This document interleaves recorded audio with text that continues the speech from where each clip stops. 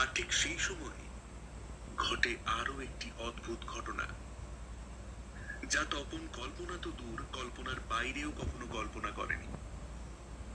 তপন যখন পারিপার্শ্বিক পরিস্থিতির চাপে বিহ্বল হয়ে আছে, ঠিক তখনই তার কানে এলো একজোড়া নূপুরের মিষ্টি আওয়াজ। মনে হচ্ছে যেন কোনো নারী পায়ে ভারী নূপুর পরে তার দিকেই হেঁটে আসছে। তপনের ছোট থেকেই নূপুরের আওয়াজ ভারী ভালো লাগে। মীরা যখন নূপুর পরে হেঁটে যায়, তখন তপন তাদের হাঁটার দিকেই হাঁ করে তাকিয়ে থাকে। তাতে অবশ্য তপনকে একটু আধটু বিপদেও পড়তে হয়। এখনো ঠিক সেই রকম একটা নূপুরের আওয়াজ সে শুনতে পাচ্ছে। আওয়াজের উৎস খুঁজতে মুখ তুলতেই নাকে লাগে একটা মিষ্টি সুবাস। সুবাসের ঘ্রাণে তপনের যেন ঘোর লাগে। সেই ঘোরেই তপন দেখতে পায় এক পরমা সুন্দরী কন্যা তার দিকে তাকিয়েই হেসে হেসে এগিয়ে আসছে।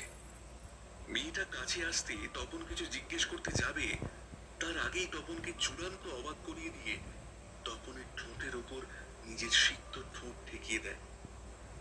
তপনের একটা হাত নিয়ে মেয়েটা নিজের কোমরে জড়িয়ে নেয়।